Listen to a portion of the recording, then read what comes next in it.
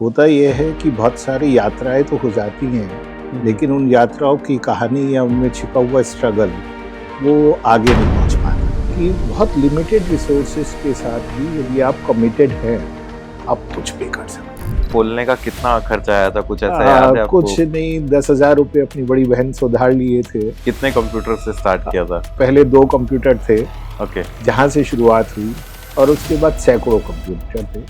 गंगोह जैसी जगह पे जहाँ पे मतलब बिजली तक नहीं आती थी, तो वहाँ पे कैसे, मतलब क्या चैलेंजेस फेस हुए? देखिए, होता क्या है, जो छोटे कस्बे होते हैं वहाँ बहुत बड़े बड़े सपने तो हैं, लेकिन सुविधाएं ना होने से बहुत से सपने मर जाते, क्योंकि बहुत बड़ा एक वर्ग ऐसा है जिसके पास साधन और संसाधन दोनों ही नहीं। बचपन में डॉक्टर बनना चाहता था, मेडिकल कॉलेज तक पहुंचा, एक दिन ऐसा लगा कि नहीं, शायद ये मेरे लिए नहीं है, छोड़ आया। देखिए, एजुकेशन जो है वो एम्पावरमेंट का टूल है। दूसरा, हमें हमेशा ये लगता रहा कि जहाँ पोटेंशियल है वहाँ पॉसिबिलिटीज और अपॉर्चुनिटीज का होना बहुत मुश्किल है। कि education can never be a profession, it has to always remain a passion.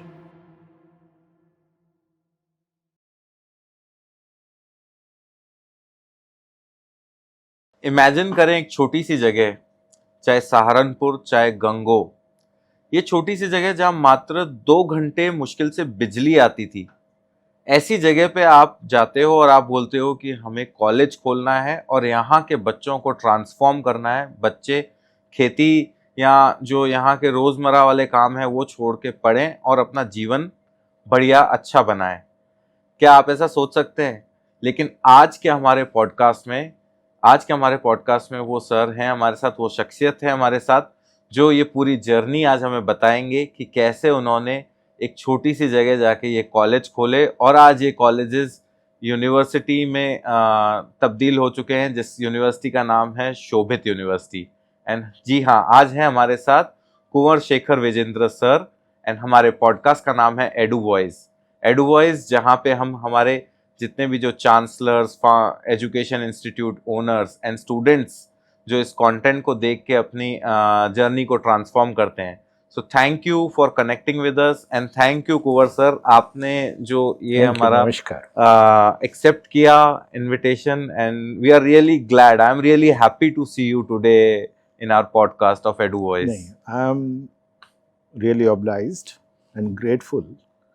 होता यह है कि बहुत सारी यात्राएं तो हो जाती हैं, लेकिन उन यात्राओं की कहानी या उनमें छिपा हुआ स्ट्रगल वो आगे नहीं पहुंच पाता है।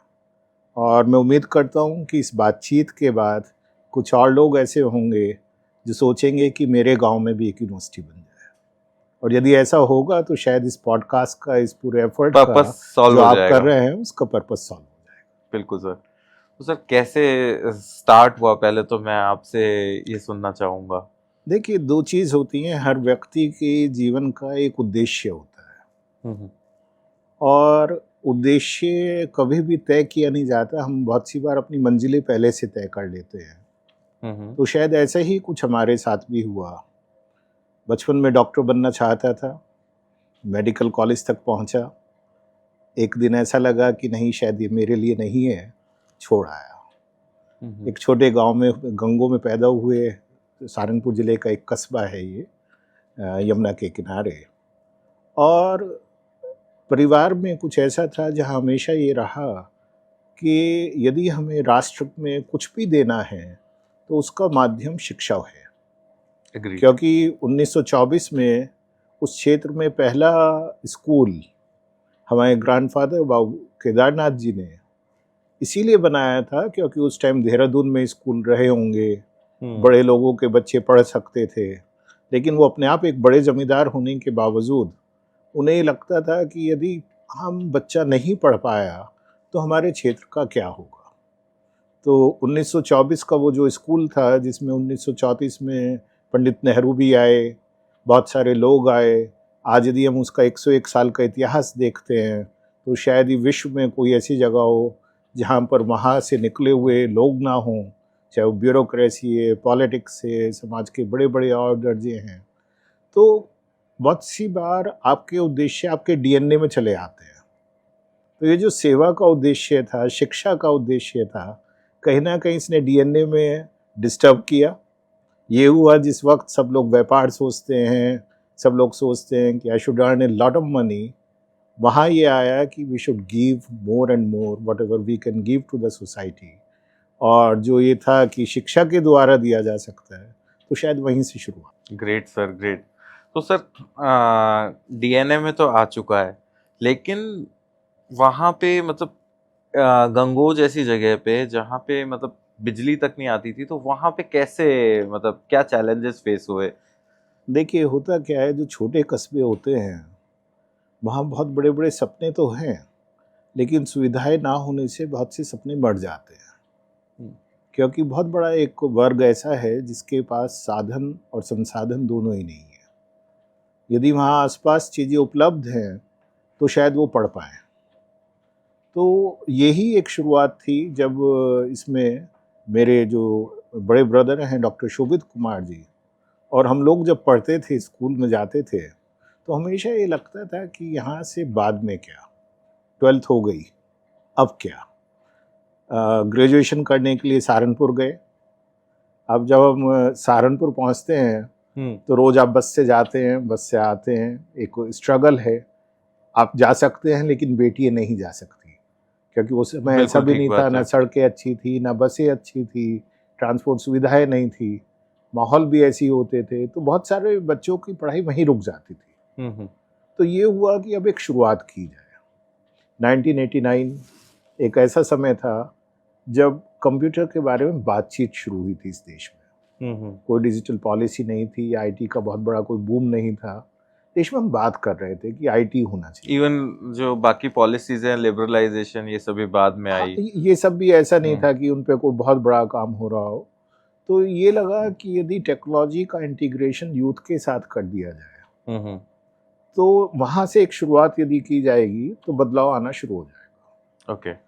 अब सहारनपुर या गंगोह से शुरुआत ना होकर वो शुरुआत मेरठ से हुई। और मेरठ से इसलिए हुई क्योंकि वो पश्चिमी उत्तर प्रदेश का शिक्षा का एक हब माना गया।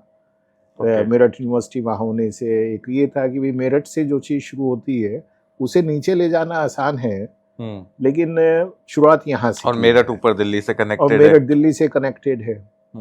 तो मेरठ में 1989 में nice institute of computer education के नाम से एक संस्था बनी, national institute of computer education, जिससे कंप्यूटर की शुरुआत हुई।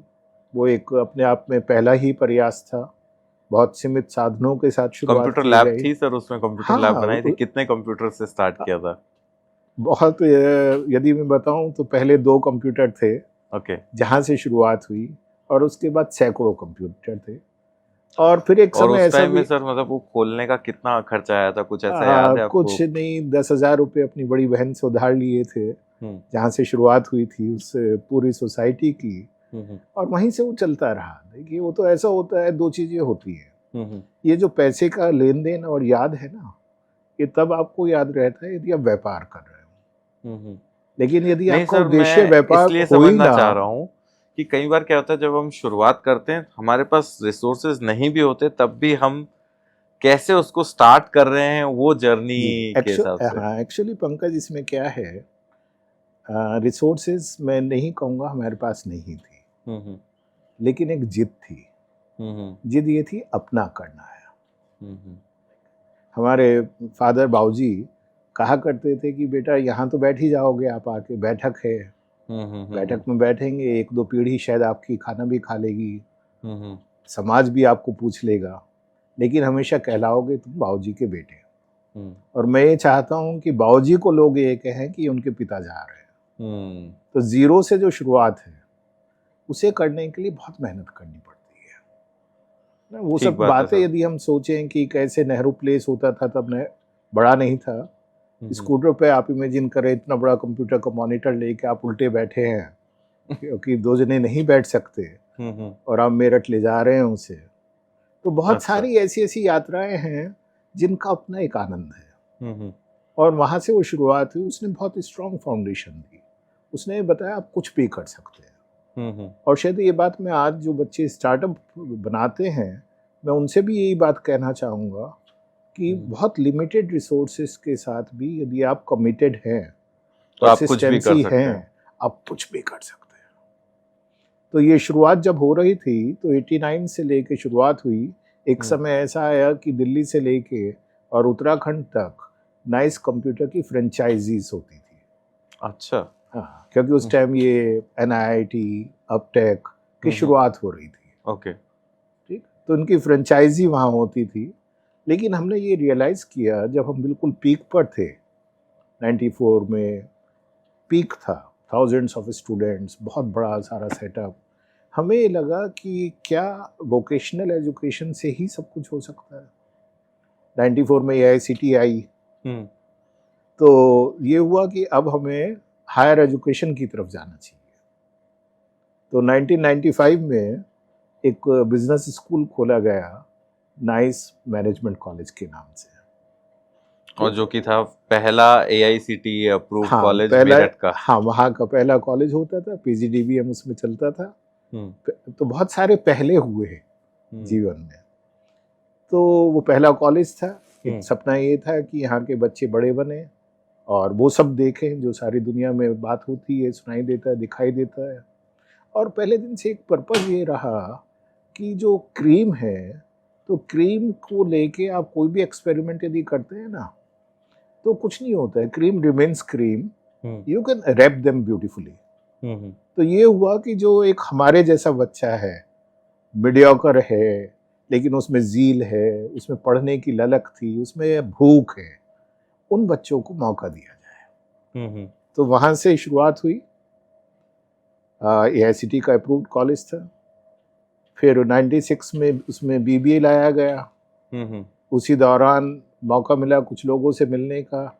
तो मुझे आज भी ध्यान है कि मैं उस टाइम पे जो भी वाइस चांसलर थे, मेरठ यूनिवर्सिटी होती थी, अब तो चौधरी चरण सिंह यूनिवर्सिटी है। तो मैं उनके वाइस चांसलर से मिला। मैंने कहा एक प्रोग्राम होता है BCA, ओके, तो क्या हम उसे शुरू कर सकते हैं यहाँ पर? बोले मुझे तो पता ही नहीं है क्या होता है BCA। तब BSc कंप्यूटर साइंस होता था। ओके। यदि आप ढूंढेंगे इतिहास में तो तो BSc IT 1996 से पहले आपको BCA शायद ही कहीं नजर आए। क्या इसको BSc IT कहा जाता था? BSc IT, BSc computer science, multiple नाम जो भी थे, लेकिन BCA नाम नहीं होता था। तो we launch this programme. I remember board of studies से लेके कोर्स कैरिकुलम बनाने तक फॉर द यूनिवर्सिटी, तो सारी चीज़ों में बहुत सारा एफर्ट करना पड़ा, एक्सपर्ट्स को लेके तो मतलब आए। आप ये कहना चाह रहे हो BCA was non existent and आपने उसका पूरा वो डेवलप किया? Yes, at least in that part of the nation. ठीक, तो BCA आया, BBA की शुरुआत हुई 98 में, MCA उसमें आया। तो जब ये चारों प्रोग्राम आ गए तो फिर ये लगा कि अभी इसमें और आगे जाने की जरूरत है, और आगे जाने से पहले पीछे जाना है हमें। तो ये जो आगे से पीछे जाने वाली यात्रा थी, ये गंगो की यात्रा शुरू होती है यहाँ से। वहाँ ये लगा कि अब हमें गंगो जाना होगा वापस, ओके, और हमें वहाँ कुछ शुरुआत करनी है। तो 98 में हम लोग गंगो वापस गए। हमने एक हॉस्पिटल बनाना शुरू किया वहाँ पर, क्योंकि हेल्थ फैसिलिटीज़ नहीं थी। साथ में ये हुआ कि यहाँ पे हमें टेक्निकल एजुकेशन को लेकर आना है। उस टाइम गंगो की क्या सिचुएशन थी सर एग्जैक्टली? गंगो की सिचुएशन ये थी कि एक छोटा कस्बा जो अपने आप में खुश था। यदि 2 घंटे से ज़्यादा लाइट आ जाए तो भी खुशी का आलम था। शांत कस्बा था, एक हमारा मिक्स आबादी है वहाँ पर, हिस्टोरिकली इम्पॉर्टेंट है, लेकिन पढ़ाई की बहुत सुविधाएं नहीं थी। वहाँ इंटर कॉलेज थे कुछ, जिसमें सबसे पुराना मैंने बताया कि वो आज भी है, हिंदू राष्ट्रीय इंटर कॉलेज, जो 1924 में बना था। ठीक, लेकिन उसके अलावा कुछ नहीं था। आसपास के देहात में, छोटे गाँव में, वहाँ भी कुछ नहीं था। तो मुझे ध्यान है कि जब हमने ये डिसाइड किया कि अब हम यहाँ एक इंजीनियरिंग कॉलेज भी बनाएंगे, और वो क्यों आया, उस टाइम पर सहारनपुर, रुड़की सहारनपुर में आता था। ओके, उत्तराखंड एग्जिस्ट नहीं करता था। यूपी का ही पार्ट वो होता यूपी था। का हिस्सा था, सहारनपुर जिले का हिस्सा था। ओके, और रुड़की में शायद 1859 में थॉमसन स्कूल बना, जिसे 1957-58 के आसपास रुड़की यूनिवर्सिटी बनाया गया। ओके, और उसके बाद वहाँ कुछ नहीं बना। अब आप इमेजिन कीजिए, रुड़की यूनिवर्सिटी है, उसके बाद शोभित आता है, ओके। रुड़की यूनिवर्सिटी के बाद पहला इंजीनियरिंग कॉलेज कहाँ बनता है? शोभित। गंगोह में बनता है, okay. Shobhit institute of engineering and technology के नाम से। ठीक है। ये जो बीच के इतने सारे साल हैं, ना कभी किसी ने सोचा, ना कभी किसी की हिम्मत हुई। मुझे अपना आप भी ध्यान है, जब हमने ये सोचा बनाएंगे, मैं डिस्ट्रिक्ट एडमिनिस्ट्रेशन से मिलने गया। तो एडमिनिस्ट्रेशन ने क्या बोला, ठीक क्या है। खोलना चाहते हो? और बहुत अच्छे एक हमारे दोस्त थे, डीएम थे उस टाइम वहाँ पर, अब वो नहीं रहे। ठीक, तो जब मैं उनसे मिला, बोले आप क्या बनाना चाहते हैं? उनको, we are coming up with an engineering college and AICTE approval is in process, so we will start an engineering college. He was shocked. कहते हैं, Shekhar, why do not you start an ITI? बहुत ज्यादा कुछ बनाना चाहते हो, polytechnic बना लो, engineering college यहाँ पे चलेगा कहाँ? And he himself was from IIT Delhi. चलेगा कहाँ, कैसे बनाओगे, वेयर द रिसोर्सेज आर, तुम बिल्डिंग बना भी लोगे, कहाँ से टीचर फैकल्टी आएंगे, फैकल्टी कहाँ से लाओगे, यहाँ गांव में पढ़ने कौन आएगा? तो मैं उनके पास इसलिए गया था कि सड़कें टूटी हुई थी, एक बाईपास होता है वहाँ पे, वो टूटा हुआ था, तो गलियों में से जाना पड़ता था। तो मैं उनसे ये कहने गया था कि अब ये बच्चे आएंगे जब, तो ये 3 लोगों को गाली देने वाले हैं। पहली गाली वो हमें देंगे कि इन्होंने कहाँ कि कॉलेज ये खोल कहाँ दिया। कॉलेज बना लिया, दूसरी गाली आप लोग बेमतलब खाएंगे, और तीसरी गाली सरकार खाएगी, क्योंकि आप उनके नुमाइंदे भी हैं। तो मेरी रिक्वेस्ट ये है, गाली मैं ही खा लूं, आप ये सड़कें बनवा दीजिए। ठीक। और जब उन्हें समझ में आया कि ये पागल हैं, जिद्दी हैं, तो वो सड़कें बनी भी। उन्होंने ओवरनाइट उस बाईपास को बनवाया, ओवरनाइट बनवाया। ठीक, और आज भी वो है अच्छा उसी तरह से। तो वहाँ से शुरुआत हुई। उसके पीछे जो पर्पस थे, 3-4 चीज़ें होती हैं। देखिए, एजुकेशन जो है वो एम्पावरमेंट का टूल है। दूसरा, हमें हमेशा ये लगता रहा कि जहाँ पोटेंशियल है वहाँ पॉसिबिलिटीज़ और अपॉर्चुनिटीज़ का होना बहुत आवश्यक है, नहीं तो वो पोटेंशियल ख़त्म हो जाएगा। बिल्कुल ठीक बात है। हमारी स्पेशली जो बेटियाँ हैं, चाहे वो मुस्लिम समाज से हैं, चाहे वो आसपास के गांव से हैं या वहाँ से हैं, वो 99.9% बच्चे टेक्निकल एजुकेशन में नहीं जाते थे। ठीक, तो इस चीज़ को, इस बैरियर को तोड़ना ज़रूरी था। और दूसरा, कुछ पेन हमें वो भी था जब हम बस में बैठ के सहारनपुर जाते थे, तो हम अक्सर बात ये किया करते थे शोभित जी के साथ, ये कहते थे, भैया एक समय ऐसा आएगा कि सहारनपुर से बसें भर के गंगोह आया करेंगे। जब हम दिल्ली आए, तो क्योंकि हम तो हिंदी मीडियम वाले थे, गांव से आप आते हैं, वो भी यूपी से, एक छोटे से गांव से आप आए हैं, तो एक तरह से आपको अलग बिठा दिया जाता है, बेंच भी अलग होती थी। अच्छा, ये वो वाले ठेठ वाले जैसे होते हैं ना, ये मेरठ ही है, ये सहारनपुर ये है, इस तरह का जो एक माइंड सेट होता है। ठीक, तो एक ये भी था कि भाई हम चाहते हैं कि पूरा देश हमारे कस्बे में पढ़ने आए, आज ऐसा हो रहा है। और ये जो ट्रांसफॉर्मेशन था, it changed everything. There are so many stories around which I will like to share with you, but it has changed everything. Definitely sir, मतलब मैं खुद भी अभी ये सोच रहा हूँ, इमेजिन कर रहा हूँ कि बसेस वहां से वहां जाने लगे, तो डेफिनेटली इट्स अ अब कंप्लीटली जैसे चेंज। बहुत इंटरेस्टिंग चीजें है वहां पर। जब वो बनाया गया तो 2-3 बड़े चैलेंजेस थे। इंफ्रास्ट्रक्चर को बनने में टाइम लगता है, फैकल्टी को आने के लिए टाइम लगता है, क्योंकि आपको वो अपनी कैपेसिटी बिल्डिंग करने में टाइम लगता है। इंफ्रास्ट्रक्चर बन रहा था, तो ये हुआ कि जो यूपी टेक्निकल यूनिवर्सिटी होती थी तब, उससे एफिलेटेड थे ये। वो जब बच्चे आ गए तो इन्हें खाना कहाँ से मिलेगा, इन्हें ठहराएंगे कहाँ पर, क्योंकि हॉस्टल बनने में टाइम लग रहा है।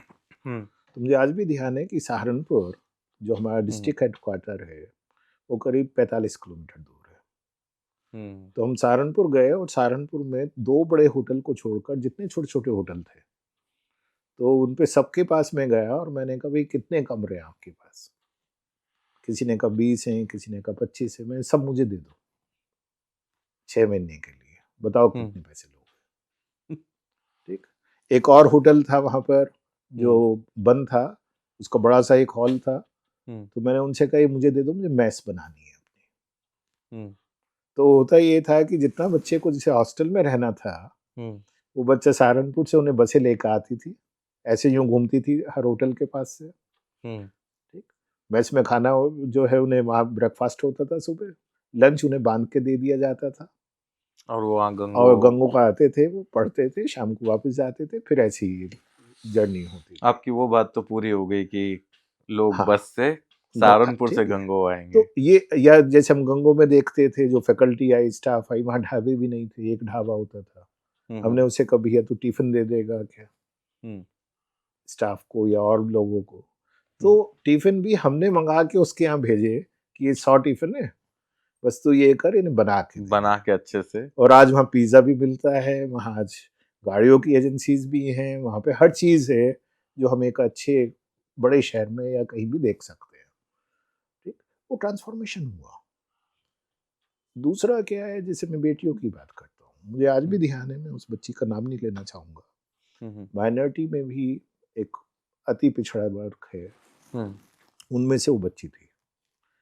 मेरा एक अपना वो रहा है कि हर साल जब 12th का रिजल्ट आता था शुरुआती के सालों में, तब मैं वहाँ जाता था, और जितने बच्चे जिन्होंने भी फर्स्ट डिवीज़न पाई है या अच्छे मार्क्स आए हैं, मैं उन्हें सबको अपने पास बुलाता था, उनके पेरेंट्स के साथ, और पूछते थे बेटे क्या करना है, अब आगे क्या। पर्पज़ ये नहीं था कि I was looking for admission, purpose ये था कि they need guidance, they need support, and we should provide that. तो वो बिटिया भी आई अपने फादर के साथ, मुस्लिम परिवार से थी, उसने टॉप किया था एक स्कूल में। तो मैं, बेटे अब क्या करना है, तो उसके फादर ने बीच में कहा, अरे बस हो गया भाई साहब, अब तो बहुत पढ़ ली है, बस अब घर पे रहेगी। तो इसकी जिद थी, इसलिए पढ़ाया। इसकी बड़ी बहन को तो हमने 8वीं या 10वीं के बाद ही शादी करा दी थी, घर पे बैठा लिया, मतलब वो जो है पर्दे में चली गई, जैसे होता है। फिर भी मैंने कहा, बेटे नहीं, फिर भी बता क्या करना चाहती है तू। तो उसने बड़ा धीमे से कहा, सर मैं इंजीनियर बनना चाहती हूँ। फादर ने कहा, अरे हमारे पास तो पैसे ही नहीं है।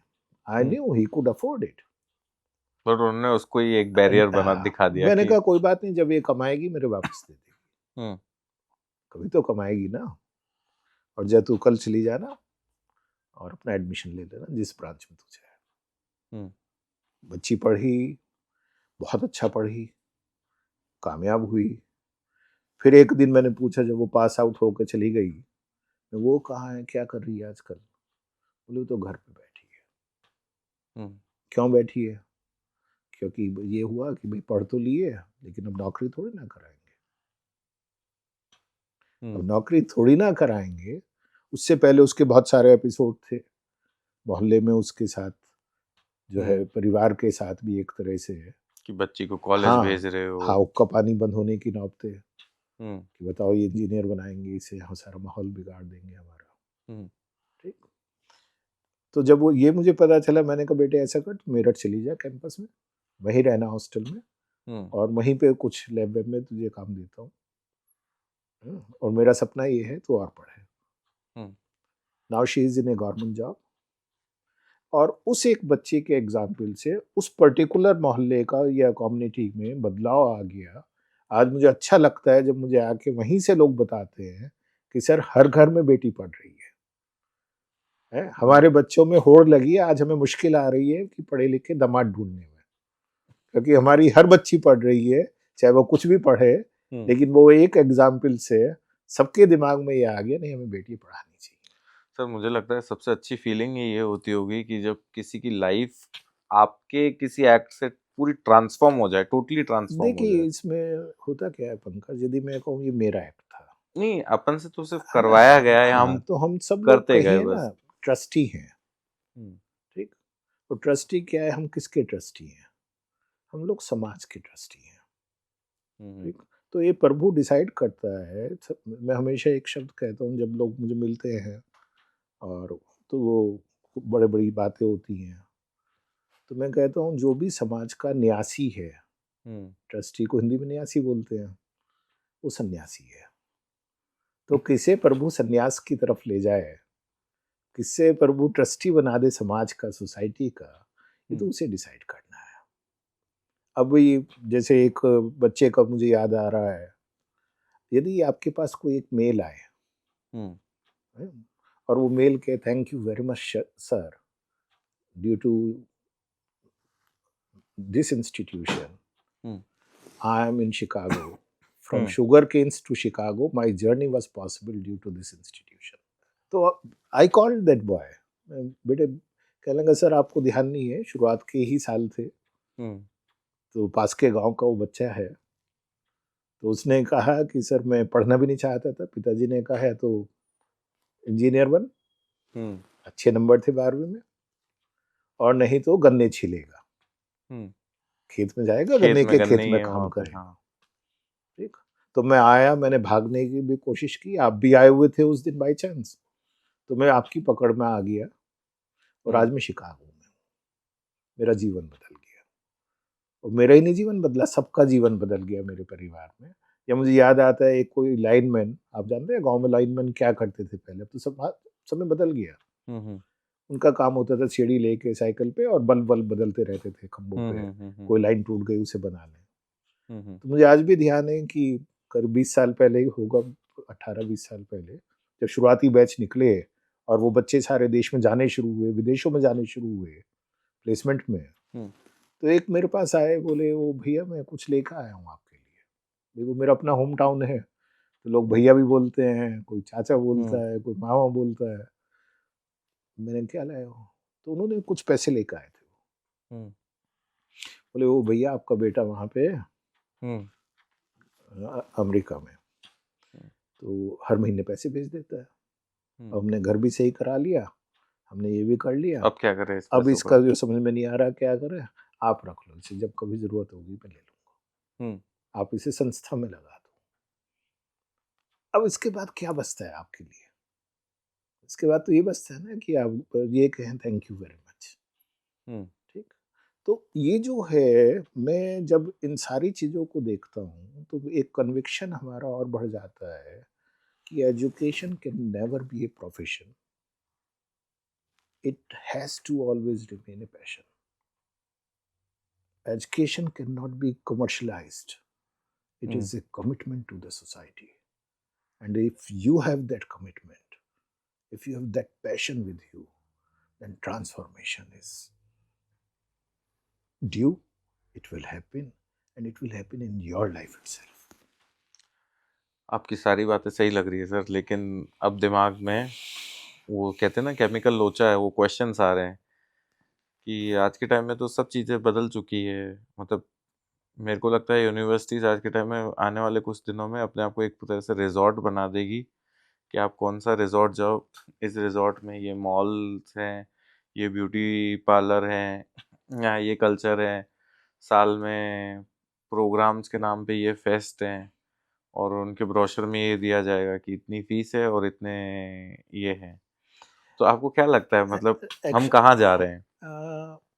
एक्चुअली क्या हुआ, हम लोगों ने अपने किसी भी सभ्यता को, संस्कृति को अपने जीवन में नहीं उतारा।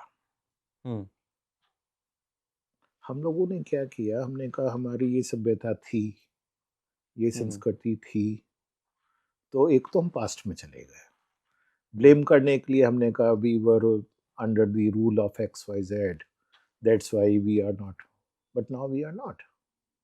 तो उससे क्या हुआ कि हम लोगों ने बाहर के मॉडल्स को देखना शुरू किया, और जब हमने बाहर के मॉडल देखे तो उन मॉडल को जब आप देखते हैं दूर तो आधा अधूरा दिखाई देता है, आधा अधूरा समझ में आता है, आधा अधूरा जो है आप उसे अडॉप्ट करते हैं। तो बाहर के आधे अधूरे मॉडल्स हम अपने साथ ले आए।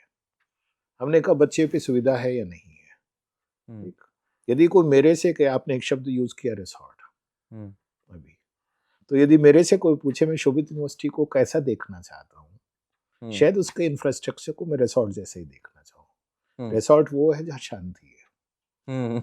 लेकिन मैं हमेशा कहता हूँ, मैं 3 चीजें कहता हूँ। मैं कहता हूँ मेरा कैंपस ऐसा हो जैसे रिसॉर्ट, मेरे क्लासरूम ऐसे हों जैसे गुरुकुल, मेरे हॉस्टल्स ऐसे हों जैसे घर वापस आ गए। यदि हम इस सोच के साथ बात कर रहे हैं तो इसमें बुराई नहीं है। लेकिन यदि मैं ये कहूँ कि मैं बाजार को भी अंदर ले आऊं, मैं वो सारी चीजें अंदर ले आऊं जिनकी आवश्यकता नहीं है, तो कहीं ना कहीं हमारी दिशा बदल गई है। उस दिशा को वापस लाने के लिए हम लोगों को इन मॉडल्स को अप्रिशिएट करना पड़ेगा। जहाँ पे हम ये कहें कि पर्पस क्या है। मैं बड़ा मुझे बुरा लगता है जब मैं पूछता हूँ कि जो लोग एडमिशन लेने आते हैं और हम उनसे कहते हैं भाई क्या पूछते हैं, जैसे हम अपनी टीम से बात करते हैं। इसी पे मेरे दिमाग में दूसरा जी क्वेश्चन ये जी चल रहा जी था जी कि हम ये सारी सुविधाएं किस लिए कर रहे हैं, क्योंकि एक तरफ हम भी कर रहे हैं मतलब एज अ यूनिवर्सिटी ओनर्स, दूसरा बच्चे भी जो आज के टाइम में जो पूछना चाहिए कि मतलब प्लेसमेंट कितना होता है, फैकल्टी कितने साल एक्सपीरियंस्ड हैं, यहाँ किस तरह के फैकल्टीज हैं, कितने साल से हैं, किस तरह की रिसर्च हुई है।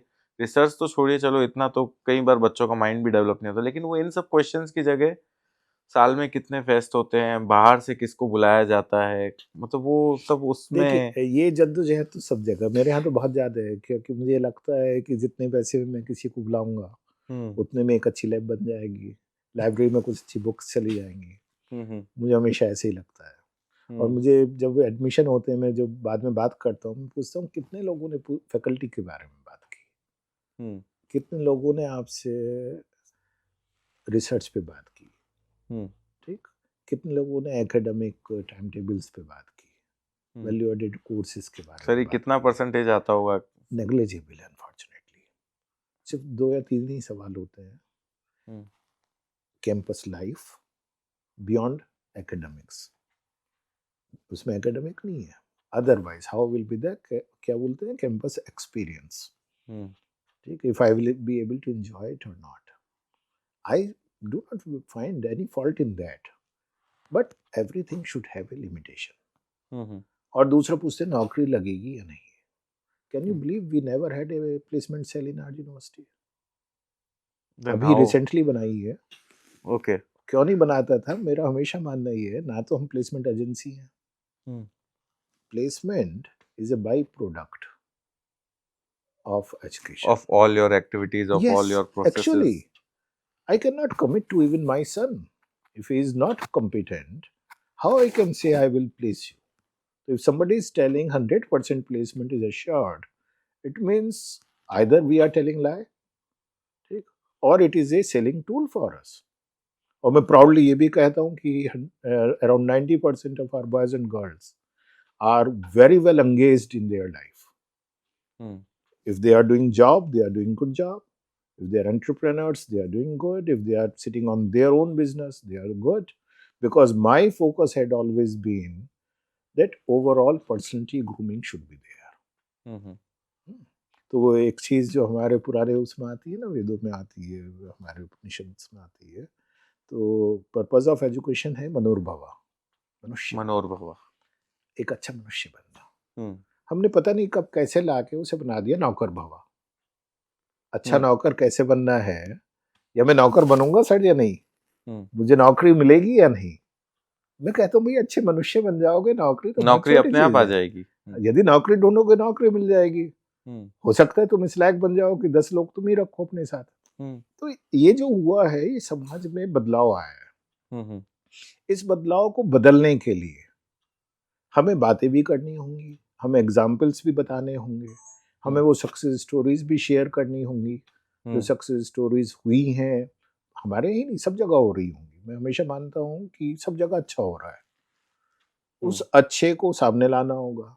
और एक हमें इस माइंडसेट को बदलना होगा कि एजुकेशन का पर्पस नौकरी पाना ओके। है ना। और ये कहीं ना कहीं हमारे जो सो कॉल्ड एलीट इंस्टीट्यूशंस है, हम्म उन्होंने, जिन्हें मैं आइलैंड ऑफ एक्सीलेंस कहता हूँ, उन्हीं लोगों से कहता हूँ जा जाके कि तुम मेनलैंड से नहीं कनेक्ट हो। हम्म जब उनकी अखबारों में आती है ना कि एक्स कैंपस ऑफ IIM और IIT somebody was placed with 1 crore rupees, 2 crore rupees, हम्म तो वो somebody में भी 1 or 2, हम्म लेकिन वो एक रेस लग गई।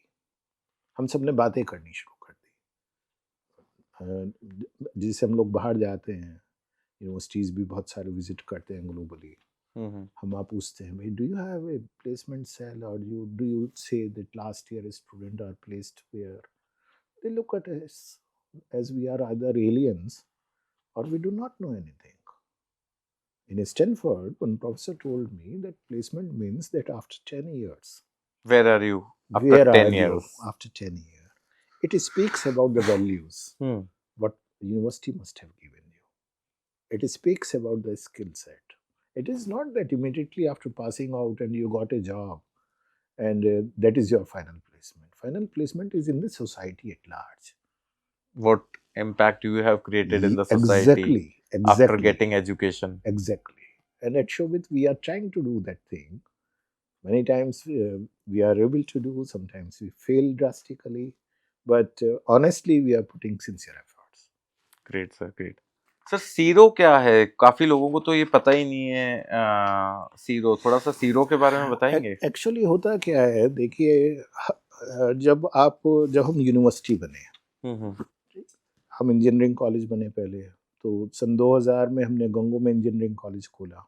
उसी साल में हमने एक मेरठ में इंजीनियरिंग कॉलेज खोला, in the same year 2000 we established 2 engineering colleges, and within 6 year time Shobit Meerut was conferred deemed to be university status. So 2006 we became a deemed university. Gango campus, because it took time, in 2012 it became a state private university. So CIRO is what? CIRO is Scientific Industrial Research Organization. Okay. This is a recognition which is given by Department of Science and Technology to those institutions where research is happening, one, where facilities are there of industrial research. Fine. So what I believe, Pankaj, that university's job is not dissemination of knowledge.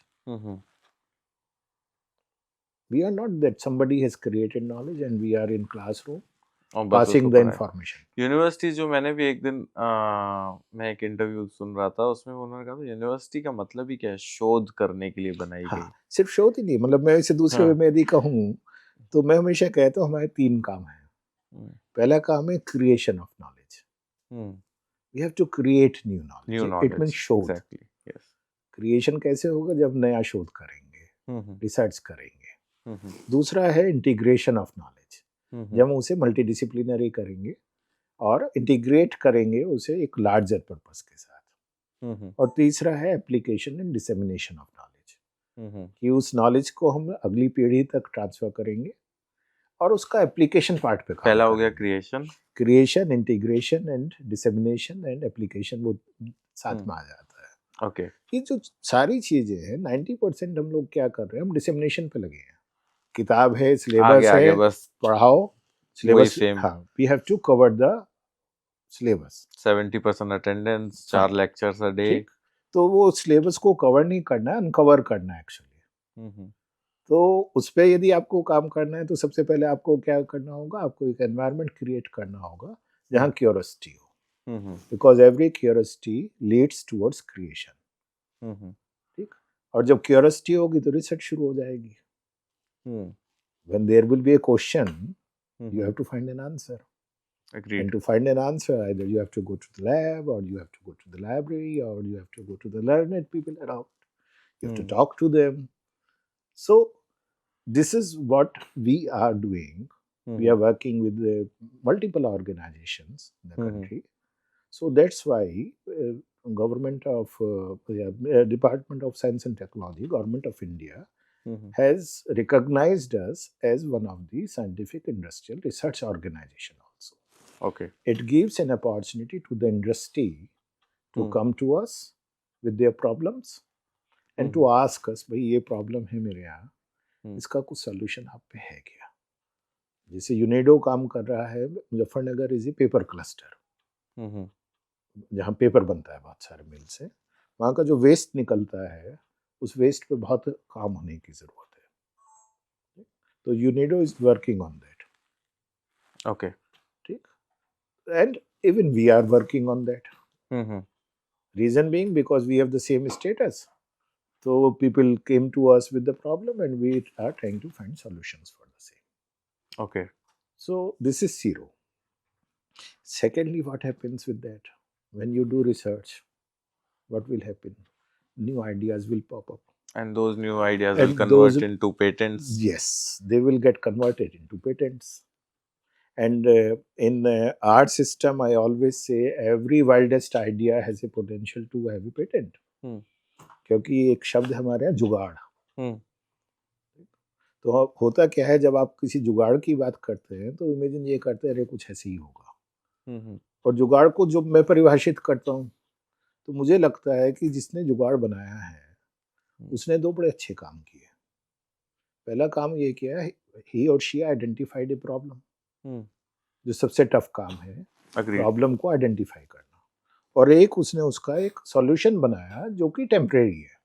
हम्म, अब उसके temporary solution को यदि मैं sustainable solution में convert कर दूं तो वो पेटेंट हो जाएगा, वो इनोवेशन कहलाएगा। ओके, ठीक, तो जो जुगाड़ से और इनोवेशन तक की यात्रा है वो कैसे आई, ऐसे आई। तो और अभी वो एक यूनिवर्सिटी में होनी वो चाहिए। यूनिवर्सिटीज में तो अब होनी मेरे चाहिए। माइंड में ये चल रहा है, इंडिया में ऐसी कितनी यूनिवर्सिटीज है जहाँ पे इस तरह से पेटेंट्स डेवलप हो रहे हैं? मुझे लगता है अब बहुत ज़्यादा अवेयरनेस आई है पिछले सालों में। ओके। जब से प्रधानमंत्री जी ने अनुसंधान को लेकर बातें शुरू की हम्म, तो विज्ञान के आगे अनुसंधान शब्द आया, हम्म, तो अवेयरनेस क्रिएट हुई है। तो मैं हमेशा ये कहता हूँ कि यदि देश में 1200 विश्वविद्यालय हैं, हम्म, हर विश्वविद्यालय में एक गुड प्रैक्टिस जरूर होगी। ठीक, प्रॉब्लम कहाँ आ रही है कि हम उन 1200 को इकट्ठा नहीं कर पा रहे हैं। हम्म, यदि उन्हें इकट्ठा कर ले तो इस देश का इको सिस्टम ही बदल दे। तो अभी एक जो लेटेस्ट रिपोर्ट आई है डिपार्टमेंट ऑफ ट्रेडमार्क एंड इसकी, जो मिनिस्ट्री ऑफ कॉमर्स के अंडर में आता है, पेटेंट की, तो लेटेस्ट रिपोर्ट में we were number 6 in the Okay. country as a zero with highest number of patents filed. Okay. तो अब एक छोटी सी यूनिवर्सिटी हम्म, जब छठे नंबर पे आ सकती है, जहां उसी लिस्ट में ऑल आईआईटीज टुगेदर तीसरे नंबर पे खड़ी हूँ, तो मुझे लगता है थोड़ा थोड़ा सा प्रयास किया जाए, थोड़ा सा पुश किया जाए, थोड़ा पुल किया जाए, तो थोड़ा बहुत हैंड कुछ हो होल्डिंग सकता की है। जाए, तो बहुत कुछ हो सकता है। तो ये सारी चीजें हैं, इसमें हम लोग कर रहे हैं। साथ में बहुत सारी कहानियों को जब मैं देखता हूँ, जैसे हम अपने एलुमनाई की यदि बात करें तो बहुत सारे हमारे एलुमनाई भी शायद हमारी तरह ही हैं। सर पहली चीज तो मार्केटिंग में किसी ने भी किसी भी यूनिवर्सिटी ने इतना बताया है कभी कि हमारे इतने बच्चों ने इतने patents?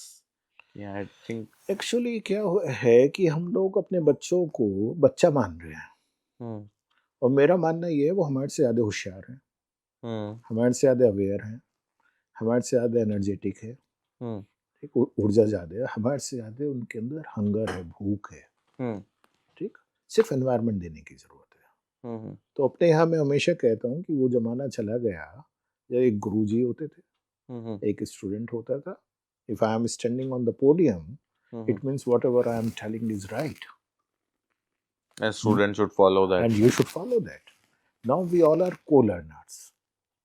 I am learning from you, You are you learning are from learning me. from me. So I am learning from your energy, you are learning from my experience. ठीक, और जब ये आ जाता है तो हमने, जैसे हमारे एक रिसर्च क्लब है, अब रिसर्च और क्लब दो अलग अलग शब्द हो जाते हैं। क्लब का मतलब ये होता है वाओ एक्टिविटी, क्लब मतलब ये कि 4-5 लोग एक कॉमन पर्पस के लिए हाँ, मिल रहे लेकिन हैं। क्लब को जनरली लोग मानते हैं कि it is something recreational activity, research को नहीं मानते हैं। तो हमने क्या बनाया, एक रिसर्च क्लब बनाया जिसमें हम फर्स्ट ईयर में जब बच्चा आता है कहते why don't you join that club. ठीक, some research oriented faculty members are mentors over there. अब वो उन बच्चों के अंदर धीमे धीमे धीमे धीमे डालना शुरू करते हैं। अब आप इमेजिन कीजिए, आप फर्स्ट सेमेस्टर की स्टूडेंट है, 12th करके आए हैं, एकदम रॉ। अचानक क्या है, एक पेपर पब्लिश होता है जिसमें आपका नाम भी लिखा है रिसर्च में। ओके। आपका जीवन बदल जाएगा, आपका ओरिएंटेशन बदल जाएगा, आपके पास एक बड़ा पर्पस खड़ा हो जाएगा। ये बात मैं स्कूलों के लिए भी कहता हूँ, आपके ऑडियंस में मैं समझता हूँ स्कूल प्रिंसिपल्स भी होंगे। बिल्कुल बिल्कुल। तो मैं हमेशा जहाँ भी स्कूलों में जाता हूँ, एक हमारा इनिशिएटिव है step, student transition and empowerment programme. ये इनिशिएटिव स्कूलों के लिए ही है। ओके। जिसमें हम टायर 2 टायर 3 सो कॉल्ड, जो टायर 2 टायर 3 सिटीज हैं उनके स्कूलों में जाते हैं, छोटे छोटे गांव गांव के स्कूलों में जाते हैं, और वहाँ जाके हम बात करते हैं बच्चों से। Hmm. Student transition and empowerment empowerment. Program step. Hmm. ठीक, तो वहाँ जहाँ मुझे मौका मिलता है कभी, तो मैं स्कूलों में भी बात करता हूँ। मैं टीचर्स को कहता हूँ, देखिए आप लोग ठीक है, आपके लिए पीएचडी मैंडेटरी नहीं हुए है, लेकिन आपको अ, यदि आप पीएचडी करते हैं, यदि आप रिसर्च का एक एनवायरनमेंट क्रिएट कर लीजिए, इनोवेशन उससे नहीं आएगा कोई एक लैब बना दी हमने एप्पल की, या कुछ हमने यहाँ रोबोटिक के नाम पे कुछ कर लिया, या हमने ये कर लिया, उससे नहीं होगा। आप बच्चे के अंदर क्यूरियोसिटी डालिए। तो मुझे अच्छा लगता है जब भी अभी सीबीएसई के कुछ लोगों से मेरी बात हो रही थी, उनके डायरेक्टर्स से, तो उन्होंने मुझे बताया कि अब कोर्स करिकुलम में इस तरह की चीज़ों को ऐड ऑन कर रहे हैं। ठीक, तो ये जो सारी चीज़ें ना, इन्हें धीमे धीमे हमें इनबिल्ट करना होगा, क्योंकि हो ये रहा है हाफ कुक्ड यूनिवर्सिटी आया। अब हाफ कुक्ड को आप रीशेप तो नहीं कर सकते ना, नहीं कर सकते। आप उसे पॉलिश कर सकते हैं, आप उसे पेंट कर सकते हैं, आप उसे थोड़ा बहुत कुछ और बना सकते हैं, और यदि वो नीचे से ही एक शेप लेकर आएगा, यहाँ आके एक चैलेंज आता है, जिस चैलेंज पे हमें काम करना है सबको मिलकर। Great sir, great. काफी कुछ सीखने को मिल रहा है आपसे। नहीं, वो तो ये है कि मुझे 36 साल हो गए हैं, बड़ी यात्रा है। इस बड़ी यात्रा में बहुत कुछ हम भी सीखते रहते हैं, और बस ये है कि जो सीखते हैं उसे ले जाके वहाँ ले जाने की कोशिश करते हैं। जैसे एक मैं एडवोकेसी कर रहा हूँ लगातार, थोड़ा बहुत सरकार ने उसे सुना भी है। हमारे यहाँ पे एक सबसे बड़ा क्या चैलेंज है कि ये हमारा इंडस्ट्री से कनेक्ट नहीं है। हम कितनी बातें करें, प्लेसमेंट प्लेसमेंट कह तो रहे हैं, लेकिन जब स्टूडेंट आज भी यूनिवर्सिटी से बाहर निकलता है तो निकलने के बाद वो एम्प्लॉयबल, मतलब क्या वो जॉब रेडी है ही नहीं। वो इसलिए नहीं है ना कि हम लोगों की जो शादी हुई है आपस में, हमारा जो रिलेशनशिप है ना इंडस्ट्री और एकेडमिया का, वो इनऑर्गेनिक है, ऑर्गेनिक नहीं है। सगाई कहता हूँ मैं इसे हमेशा, तो जबरदस्ती हो गई, मजबूरी है। जब बच्चा आया, अलाइनमेंट कहीं नहीं है, कोई अलाइनमेंट नहीं है। और इसी चक्कर में जैसे बड़ी कंपनियां तो क्या करती है कि पहले ही अपना 6 महीने के ट्रेनिंग प्रोग्राम में डालती है, जहाँ एक बेसिक सैलरी देती है। हाँ, तो अब उससे नुकसान किसका हो रहा है? नेस्कॉम की रिपोर्ट में हम ये तो बताते हैं कि इतने % बच्चा एम्प्लॉयबल नहीं था। हम ये नहीं बताते नेस्कॉम की कितने हजार रिपोर्ट करोड़ में खर्च हुए कि उनकी ट्रेनिंग पे। 4,560 करोड़ रुपए आईटी इंडस्ट्री के खर्च हो गए फ्रेश रिक्रूट को इंटर्नशिप के नाम पे, ट्रेनिंग के नाम पे उसे एम्प्लॉयबल बनाने में। अब वो कैसे बचेंगे? उसके लिए हमारे यहाँ एक प्रोग्राम है, यंग इंजीनियर्स एंगेजमेंट इनिशिएटिव, जिसमें हम ये कहते हैं कि जो 8वां सेमेस्टर है बच्चे का, बीटेक का स्पेशली मैं बात कर रहा हूँ, वो हम उसे कैंपस से निकाल देते हैं। हमारे हॉस्टल खाली हो जाते हैं, फाइनेंशियल लॉस होता है, लेकिन हम कहते हैं तुम जाओ यहाँ से। कहाँ जाओगे? इंटर्नशिप पे। आप इंडस्ट्री में जाइए। इंडस्ट्री को कहते हैं भैया पैसे वैसे मत देना इसे, क्योंकि he will earn credit back in the university for this internship. तो दो बार इसे, एक चीज से, एक मेहनत से 2 बार पैसे नहीं मिलने चाहिए। However everybody gives. ठीक, और उसे कहते हैं बेटे यदि आप वहां जाएंगे, नंबर 1 आपको सीखने का मौका मिलेगा, number 2 by the time from other universities somebody will pass out, you will have 6 months experience. 3 you will understand the industry, you will understand the market. 4 if you will do good, तो यही company आपका हाथ पकड़ के पूछेगी बेटे जा कहाँ रहा है, पैसे बता। हमें तो आपके साथ काम करना है। हाँ, पैसे बता। ठीक, तो उसका क्या होता है कि बहुत बड़ा नंबर हमारा, वो उसे प्लेसमेंट नहीं चाहिए हमारे से, क्योंकि वो ऑलरेडी प्लेस हो गाइडेंस चुका, चाहिए उसे कि सिर्फ सपोर्ट चाहिए, सही, है मतलब ना। और ये रास्ता। हम कर रहे हैं 2010 से, जब एआईसीटी भी इंटर्नशिप की बात नहीं करती थी, जब इंटर्नशाला भी नहीं आया था, जब बहुत सारी और चीजें नहीं आई जो थी, आज के टाइम में जैसे इतने सारे स्टार्टअप्स आ गए है हैं ना। कि हाँ, तो उन सब चीजों से हटके जो चीजें हो सकती हैं वो है। दूसरा एक क्या हुआ, जैसे मैं यूनिवर्सिटी से भी अलग बात करूं थोड़ी सी, क्योंकि इंडस्ट्री के काफ़ी क्लोजली मैं काम करता हूँ। एसोचेम जो चैम्बर ऑफ कॉमर्स है, एक बड़ा देश का ओल्डेस्ट चैम्बर ऑफ कॉमर्स है, उसकी नेशनल एजुकेशन काउंसिल का मैं चेयरमैन हूँ पिछले 3 सालों से। तो इंडस्ट्री के साथ बहुत क्लोजली कनेक्ट रहता है। एक कहाँ चैलेंज आया है कि हम लोग मीडियोकर माइंडसेट पे फंस गए। हम्म। हमने कहा मिनिमम ये होना चाहिए तुम्हारे पास, एक्सीलेंस की क्राइटेरिया। बात ही नहीं की हमने। तो आजकल मैं जो बात कर रहा हूँ, मैं एडवोकेसी भी कर रहा हूँ, हर प्लेटफॉर्म पे बोलता भी हूँ इस विषय को, हम्म। वो ये है कि यदि ऐसा हो सके कि हम्म। जैसे पावर ग्रिड होती है, हम नॉलेज ग्रिड बना लें। हम्म। ठीक, मान लिया सहारनपुर में आज बहुत सारे इंजीनियरिंग कॉलेज भी खुल गए, हम्म। क्योंकि हमने तो जा के लोगों को मोटिवेट किया, पहले स्कूल बनाने के लिए मोटिवेट किया, हम्म। फिर मैंने जो भी आता था लोग कहते थे he will be your competitor sir. No hmm. No no, not competitor, he will complement me. Hmm. मैं नहीं चाहता हूँ कि मैं अकेला रहूँ, मेरी कोई मोनोपोली बने, अदरवाइज मेरे अंदर एरोगेंस आ जाएगी, मेरी क्वालिटी डाइल्यूट हो जाएगी। हम्म। ठीक, और मेरे क्षेत्र का विकास नहीं होना। हम्म। तो यदि विकास करने खूब सारे लाने पड़ेंगे।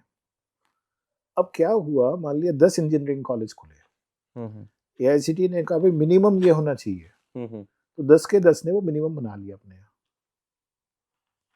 अभी हम जो कह रहे हैं, हम ये कह रहे हैं भैया यदि 10 इंजीनियरिंग कॉलेज हैं, एआईसीटी को भी कह रहा हूँ, गवर्नमेंट को भी कहता हूँ, मिलता हूँ तब भी कहता हूँ कि हर एक कॉलेज से हम ये कहें भाई देखो ऐसा करो, तुम कंप्यूटर पे सारे स्पेंड कर दो, you create world class infrastructure in computers. तुम्हें 5 करोड़ रुपए स्पेंड करने हैं ना, तुम ऐसा मत करो 50 लाख इस पे, 50 इस पे, 50 इस पे, 50 इस पे। दूसरे से कहिए जो विसिनिटी में है, तुम ऐसा करो इलेक्ट्रॉनिक्स की शानदार वर्ल्ड क्लास इंफ्रास्ट्रक्चर बनाओ। तीसरे से कहिए आप इसकी बना लीजिए, चौथे से कहिए इसकी बना लीजिए। नंबर ऐसे करके एक पूरा पावर इंजन एक बन पावर जाएगा। इंजन बन गया। ठीक, तो हर बच्चे को वर्ल्ड क्लास फैसिलिटी मिलनी शुरू हो गई। दूसरे, यदि मेरे मेरठ कैंपस के पास आईआईटी दिल्ली है, मैं ये नहीं मान सकता कि आईआईटी दिल्ली अपने इंफ्रास्ट्रक्चर को 24/7 यूज करता हो। हार्वर्ड यूनिवर्सिटी की एक रिपोर्ट कहती है कि optimum utilisation of academic infrastructure is around 36%। तो इसका मतलब हर यूनिवर्सिटी में 3 यूनिवर्सिटी छिपी हुई है। एग्रीड। तो हम उन्हें क्यों नहीं यूज कर रहे? यदि मान ली मुझे सुविधाएं चाहिए और आप अपना डाल दें कि भाई okay Saturday Sunday we are available, our labs are available from this time to this time, people will go and use it. Who stops? Our system is stopping. We are advocating on that. यही मैं स्कूलों में कहता रहता हूँ, भाई जो बड़े स्कूल हैं, छोटे स्कूल हैं, तो अभी एक नया इनिशिएटिव हम लेकर आए हैं, तो अभी उसे बहुत तेजी से एक्टिवेट कर रहे हैं, जिसे हम SEIZ कह रहे हैं। SEZ तो हम सब जानते हैं, बिजनेस के लिए बनता ही है। तो SEIZ वो है skill entrepreneurship innovation zone, okay. SEIZ। और इसे हम अपनी यूनिवर्सिटी में बना रहे हैं, गंगोर से शुरुआत करेंगे। क्या है वो ये है कि जब मेरा इंफ्रास्ट्रक्चर खाली है, तो मैं आसपास के गांव के स्कूलों के बच्चों को कह रहा हूँ, मैं अपने कस्बे के बच्चों को कह रहा हूँ, मैं देखो बेटे ये अवेलेबल है, तुम्हारे पास कोई भी आइडिया आ जाओ। तो अभी हमने कहा है कि हर स्कूल से 10 बच्चे आइडेंटिफाई करें स्कूल, और उन्हें हमारे यहाँ भेजना शुरू करें। हमारे टीचर्स हमारा इंफ्रास्ट्रक्चर वो यूज़ करें, आइडियाज़ पे काम करें, जो भी उन्हें करना है, and that will be free of cost. Okay.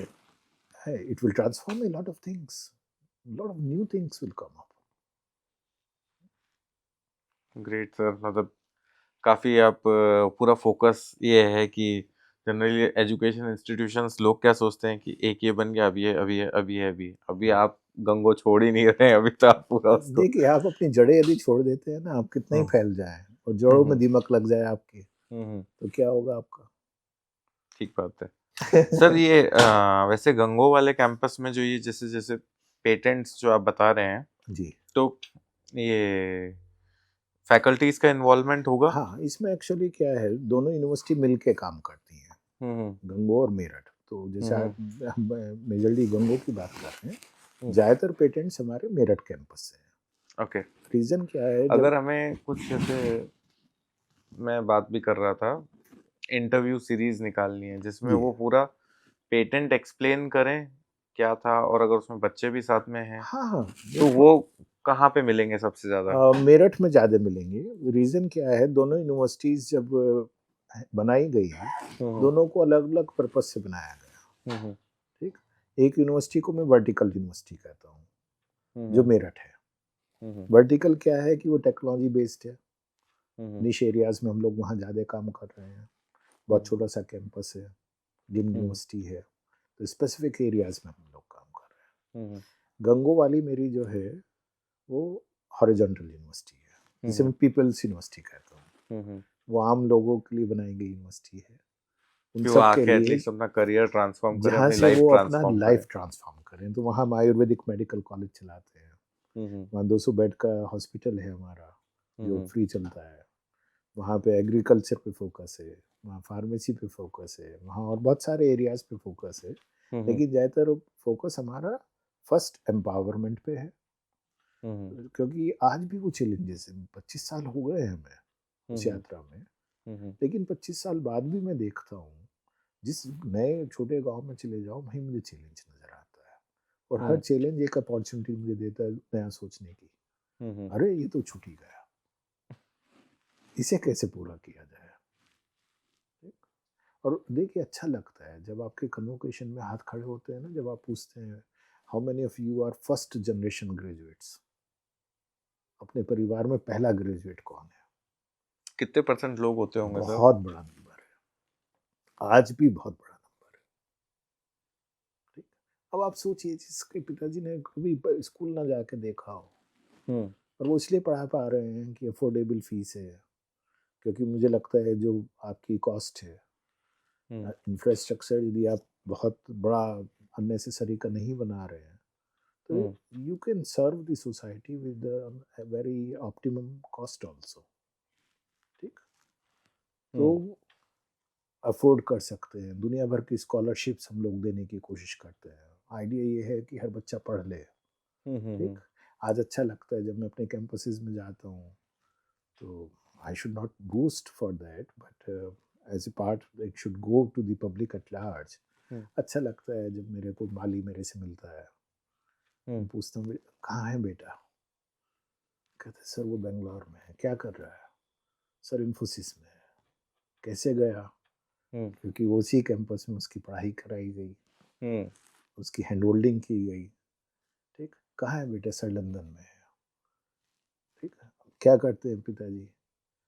वो या तो माली हैं या इलेक्ट्रीशियन है या कुछ और हैं। तो ये जो ट्रांसफॉर्मेशन है, इस ट्रांसफॉर्मेशन से मुझे पता है कि वो एक पीढ़ी बदल गई, तो पूरी सब लाइफ कुछ बदल बदल गई, गया। वो जो करते थे वो सब हाँ, छूट गया, और अब हम उन्हें हाथ नया जोड़ ही। के कहते हैं मैंने छोड़ दे, अब तो हो गए 25 साल तुझे हमारे साथ। ठीक, अब तो बेटा इतना कमा रहा है। ठीक, नहीं हम नहीं छोड़ेंगे सर, हमें अच्छा लगता है, ऐसा लगता है ये मेरा घर है। ठीक, तो ये जो इस तरह के ट्रांसफॉर्मेशन होते हैं, इन ट्रांसफॉर्मेशन में दो ही चीज़ों का ध्यान रखने की ज़रूरत है कि ये एजुकेशन वो प्रोफेशन नहीं है। मैं दोबारा रिपीट कर रहा हूँ इसी बात को, एजुकेशन कोई कमर्शियल एक्टिविटी नहीं है। आप यदि एजुकेशन में आना चाहते हैं तो पहले अपना पर्पस डिफाइन कीजिए। आप इसलिए मत आइए कि आपके पास बहुत सारे पैसे हैं और आपको CSR की जगह आपने यूनिवर्सिटी बना दी 5 स्टार। ठीक, और उस 5 स्टार यूनिवर्सिटी से आप कुछ बड़ा कर पाएंगे, मुझे लगता है उससे नहीं होगा। हमें आज छोटी छोटी जगहों पे जाना पड़ेगा, गांव गांव में जाना होगा। ठीक, वहाँ वो सारी चीज़ें ले जानी होगी जिनके बारे में आप और मैं शायद जानते ही नहीं है। जब हम दिल्ली में बैठ के बातें करते हैं वो बिल्कुल अलग दुनिया है। आप चलिए मेरे साथ अभी 50 किलोमीटर दूर, आप कहीं हैं ऐसा भी, और उसके 50 किलोमीटर दूर जब जाएंगे तो दुनिया फिर बदल जाएगी, सुविधाएं बदल जाएंगी। आज के टाइम में भी ऐसा है, और आप इमेजिन कीजिए जब हम लोगों ने शुरुआत की होगी, तब तो क्या सिचुएशन रही होगी। सच में बहुत मुश्किल था। मुझे आज भी ध्यान है जब बीटेक हमारे यहाँ शुरू हुआ तो शायद हमने 19,000 फीस रखी थी 1 साल की, और उसे भी कहते थे जितने होंगे दे जाना। तो लोग कहते थे आपने इसे जो है ना बंद करने के लिए कॉलेज बना रहे हो, पहले साल में ही बंद हो जाओगे। फैकल्टीज लाते थे हम रुड़की यूनिवर्सिटी से, और सब अच्छी अच्छी जगहों से बुलाते थे लोगों को पढ़ाने के लिए। हम्म, ठीक, क्योंकि आइडिया ये नहीं था कि भाई यहाँ से क्या कमा लिया जाए, आइडिया ये था यहाँ क्या वापस दे दिया जाए। Great sir, great. अभी जैसे हम्म, पंकज IKS पे देश में बात हो रही हम्म, है, आप भी सुन रहे होंगे, हम्म, इंडियन नॉलेज सिस्टम। हम्म, स्वदेशी के नाम पे हम बात कर रहे हैं, बहुत सारी बातें कर रहे हैं। पिछले 3-4-5 दिनों में मुझे मौका मिला, हम्म, शांति कुंज जाने का मौका मिला। वहाँ पे पांड्या जी ने मुझे इनवाइट किया तो मैं वहाँ गया। गायत्री परिवार, हम्म, ठीक। उसके बाद मुझे अक्षरधाम में, एक अक्षरधाम जो मंदिर है, इनका एक ग्लोबल रिसर्च सेंटर है, उसके जो हेड है उनके साथ मुझे टाइम बिताने का मौका मिला। और लोगों से मेरी बातचीत होती रहती है, वाइस चांसलर्स, ये वो बहुत लोगों से मेरी पिछले 1 हफ्ते में बातचीत हुई। IKS, we are talking about. Honorable Prime Minister also speak about it. सबसे बड़ा चैलेंज क्या है? चैलेंज ये है, हमने उसको साइंटिफिक वैलिडेट नहीं किया। हमने कहा ये चीज हमारे यहाँ ऐसे होती थी, ठीक, पहले ऐसे होती थी, लेकिन क्यों होती थी, क्या वो आज भी साइंटिफिकली मैं उसे वैलिडेट कर सकता हूँ? यदि मैं उसे वैलिडेट नहीं कर रहा हूँ, मैं कहता रहा हूँ कि पहला हवाई जहाज हमने बनाया था, पुष्पक विमान।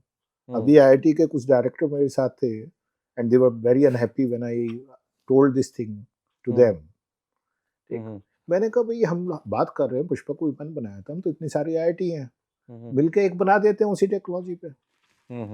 जब सारा लिखा हुआ है हमारे पास और ये फैक्ट है, लिखा हुआ है, let us do this experiment. सारा कंपोनेंट इकट्ठा करते हैं और एक भी यदि हमने बना दिया, सारा विश्व मान लेगा राइट ब्रदर्स ने नहीं बनाया, भारत ने बनाया। भारत ने बनाया था। ठीक, हम उस पर तो काम नहीं करेंगे और बातें करते रहेंगे, तो उससे क्या होगा? People will never take us seriously. And when we started this thing, when we realized this thing, we made a special effort in our universities on that also. Okay. Like Rudraksh, everybody knows हाँ, about मैं it. उस पे आ रहा था sir, रुद्राक्ष पे आपने कुछ spiritual experiment किया वो है। स्पिरिचुअल नहीं है, वो साइंटिफिक है। हाँ, साइंटिफिक। क्योंकि मेरा मानना क्या है कि जो भी हमारे यहाँ लिखा गया या जो भी बातें की गई, यदि हम उन्हें साइंटिफिकली प्रूव कर देंगे तो विश्व उसे मानेगा। एग्रीड। ठीक, नहीं तो वो कहते रहेगा अरे अरे बातें हैं। तो एक शिव पुराण है, शिव पुराण में ये लिखा हुआ है कि शिव तपस्या में थे।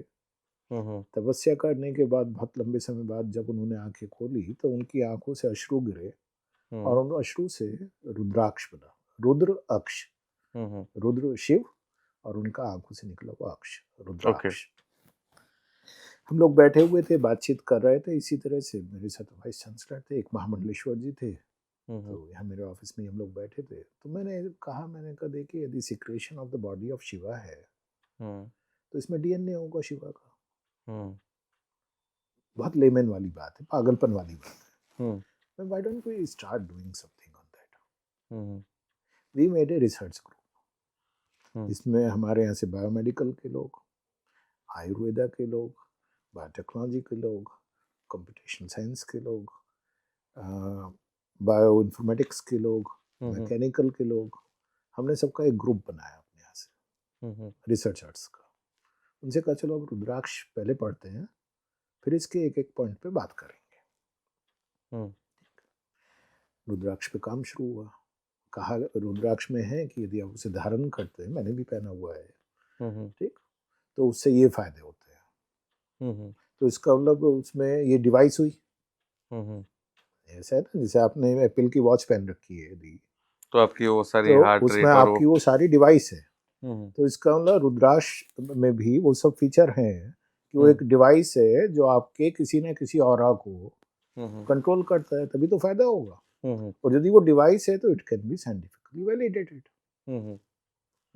And we validated many things around. मैं चाहूंगा आप गूगल करें शोभित यूनिवर्सिटी रुद्राक्ष रिसर्च, मैं डेफिनेटली उसको पढ़ूंगा। खूब सारे साइंटिफिक पेपर मिलेंगे।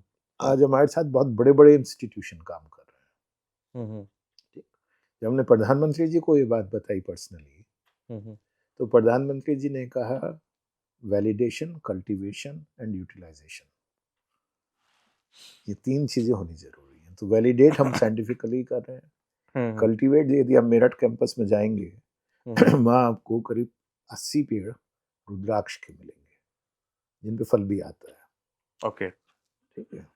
और यूटिलाइजेशन क्या है, जिस चीज का यूटिलाइजेशन नहीं होता है हम्म वो खत्म हो जाती है। एंडेंजर्ड स्पीसीज में कैसे जाती है कोई चीज, हम्म या तो ओवर यूटिलाइज हो जाए हम्म या यूटिलाइज ना हो। हम्म ठीक।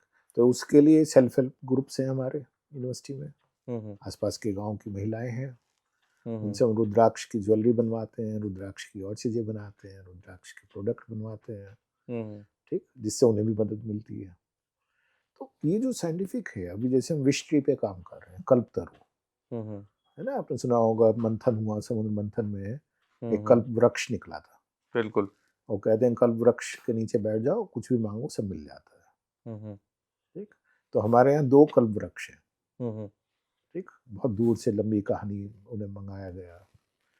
तो ये हुआ कि इसके नीचे बैठ जाओ और सब मिल जाता है, इसका ना कुछ रेज होंगी या तो कुछ तो होगा। तो now it is we are working on that also. Okay आप रुद्राक्ष पे जाएंगे, हमारे टिश्यू कल्चर लैब में भी रुद्राक्ष बन रहा है, हम्म हमारे एग्रीकल्चर लैब में भी कुछ हो रहा होगा। Hmm multiple things are happening, and this is the beauty of being a university.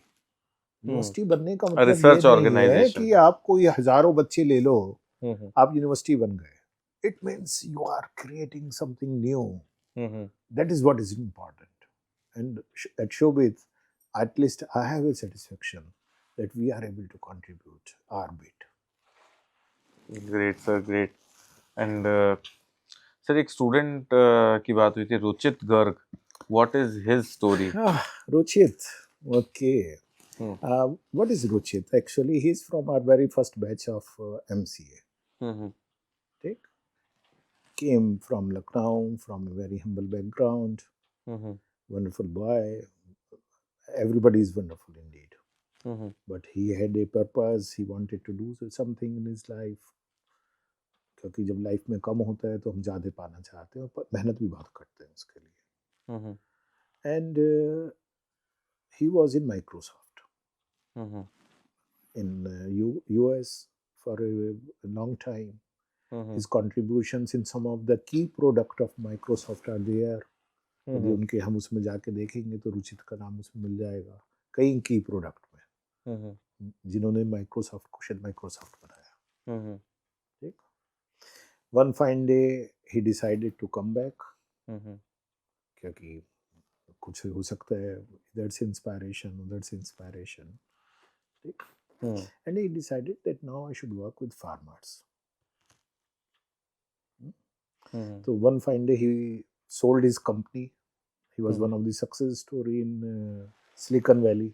यदि आप कोई कंपनी बनाते हैं और वो कोई टेक ओवर कर ले तो इट्स ए सक्सेस स्टोरी तो he was one of them. Sold everything, came back to India without knowing much what has to be done. आज वो किसानों का एक बहुत बड़ा ऑर्गेनाइजेशन चलाता है। ओके जो एक बहुत बड़ा नेटवर्क है उसका, बहुत अच्छी वर्थ है। ठीक। और ही is doing wonders, he is doing wonders. उसे भी यदि आप गूगल करेंगे बहुत सारी चीजें रुचित शोभित आप डालिए, you will find lot of things he is doing. And why? तो many times I personally feel कि आप जिस एनवायरनमेंट में ग्रो करते हैं या जिन लोगों के बीच में रहते हैं वैसी वहाँ से आपकी सोच बनती आपकी है। इंस्पायरेशन बनती है। ठीक। मुझे एक बच्चा और याद आ रहा है, तो ही वॉज ए हैकर। एक जमाना होता था हमें पता ही नहीं था किसी को हैकर क्या होते हैं। ठीक। तो one fine day I remember this thing from Meerut campus, I got a news that somebody has hacked the university की जो लैब्स थी उस जमाने में, उन्हें सबको उसने हैक कर लिया। And director has decided to rusticate him. उसको तो बुला के ठीक। तो अब ये हुआ भाई इसे निकालो यहाँ से, ये तो बड़ी मुसीबत है। हमारे पास बात है, हमने डायरेक्टर से कहा भाई इसे तो बुलाओ, बैठाओ, इससे तो बात की जाए कि इसको हमें तो कैसे ये रोबस्ट देखना बनाया है जाए। कि हम where we failed, the most important thing is where we failed. That boy was supported, that boy was given whatever is required, he became one of the best hacker in the country. तो है क्या, मैं हमेशा ही मानता हूँ कि हमारा उद्देश्य डिग्री विग्री तो है, ठीक है, डिग्री को मैं बच्चों को कहता हूँ, बुरा लगता है, मेरी अपनी टीम को भी बुरा लगता है, मैं कहता हूँ बेटे ये प्लेटफॉर्म टिकट है, degree will never decide where you will reach, it is your capability कि उस प्लेटफॉर्म से आप वंदे भारत में चढ़ोगे या पैसेंजर में या मालगाड़ी में धक्का दे के चाह नहीं जाओगे. It is just a platform ticket which allows you to stand on a certain platform with all other those who have the same ticket. So it is from day one, we will not teach you, we will give you an environment to learn. And let us do this process together.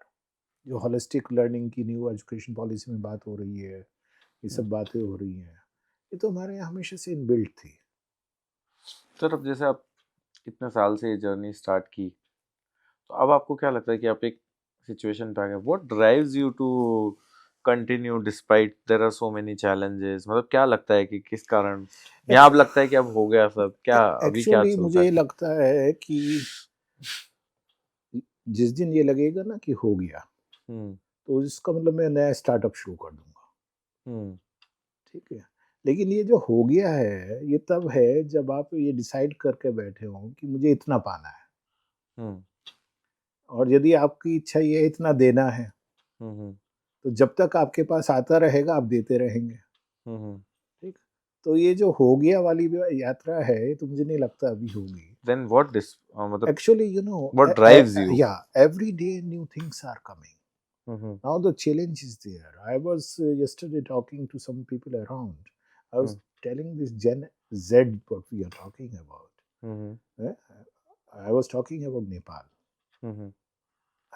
Today France problem is there. So when we were talking, I was telling one thing, that this generation needs handholding. They need a larger purpose in life. And that larger purpose, who will give? They have energy, we have experience. In between, education will come. We all have to ensure this thing. We have to tell them कि इस degree से कुछ नहीं है. You have to have a certain skill set. You have to first become a good human being. कोई भी क्रांति आंदोलन या बड़ापन या बदलाव डिस्ट्रक्शन से नहीं आता, डिस्ट्रप्शन से आता है. There is a difference in between two. Disruption. हाँ, तो डिस्ट्रक्शन और डिस्ट्रप्शन, ये जो फर्क है ये मुझे मोटिवेट करता है टू कीप गोइंग. हाँ, और जब भी डिस्ट्रप्शन होगा तो न्यू क्रिएशन होंगे. तो ये ब्रह्मा विष्णु महेश हमारे यहाँ जो थे ना, तो ब्रह्मा का काम था क्रिएशन, विष्णु का काम था मैनेजमेंट, इंटीग्रेशन, और इनका काम था डिस्ट्रप्शन. डिस्ट्रक्शन नहीं था. तांडव को हमने कह दिया वो डिस्ट्रक्शन था, वो नहीं था. जब भी उन्होंने तांडव किया नई सृष्टि का निर्माण हुआ. वो डिसरप्शन था कि उन्होंने कहा भाई ये प्राचीन हो गया, अब इसमें कुछ नया इनोवेट करना है, अब हम नया क्रिएट करेंगे. तो वो साइकिल ऐसे चलता है. यही जो मुझे मोटिवेट भी कर रहा है, ये जो हेड हार्ट और हैंड है, इनका इंटीग्रेशन मुझे रोज मोटिवेट करता है. हमारे पूरा एजुकेशन सिस्टम का जो फोकस रहा है, स्पेशली 5 साल पहले तक तो हम बात ही नहीं कर रहे थे. 2000 में नेशनल एजुकेशन पॉलिसी आई तो कुछ बातें करनी शुरू की हम लोगों ने. हम यहाँ की बात कर रहे थे, बौद्धिक विकास. ठीक, कि हम बच्चे सिर्फ बौद्धिक विकास कर दें, इसे नौकरी मिल जाए, किसी तरह से इसके दिमाग में सब चीजें डाल दी जाए. ठीक, हम उसका जो है यहाँ से जो विकास था, मानविक विकास जो था, हेड पे थे, हार्ट पे नहीं थे, उस पर बात ही नहीं कर रहे थे, which is again very important. और इन दो विकास के साथ हम कौशल विकास की भी बात नहीं कर रहे थे, हैंड की.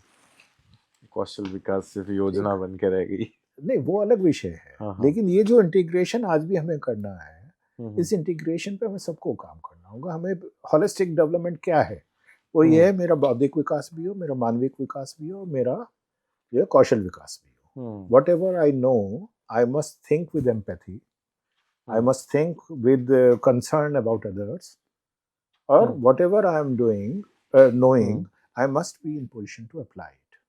Okay. For the benefit of the people around. तो ये मुझे मोटिवेट करता रहता है जब भी मैं बच्चों से मिलता हूँ, नए यूथ से मिलता हूँ। एक तो वो सिखाते बहुत है, बड़ा इंटरेस्टिंग है। आप बाद में चाहेंगे इसे हटाना या जो भी रखना।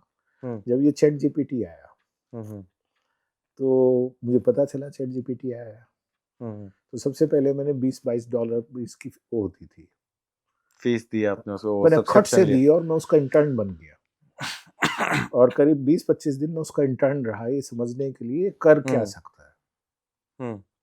ठीक, उस दौरान चर्चा शुरू हुई सब यूनिवर्सिटीज में ग्लोबली, है, shall we allow it, right from US to UK to Australia to India, shall we allow it, but you cannot stop technology. ठीक, by that time I was learning, तो मैं हमेशा कहता हूँ कि वो I was intern for ChatGPT for a while, now ChatGPT is my intern, wherever I need it helps me out, it supports Yes. me, it assists me. Okay, the same thing is with the youth also. Many times we have to become their intern. Many times we have to see that how to channelize their energy.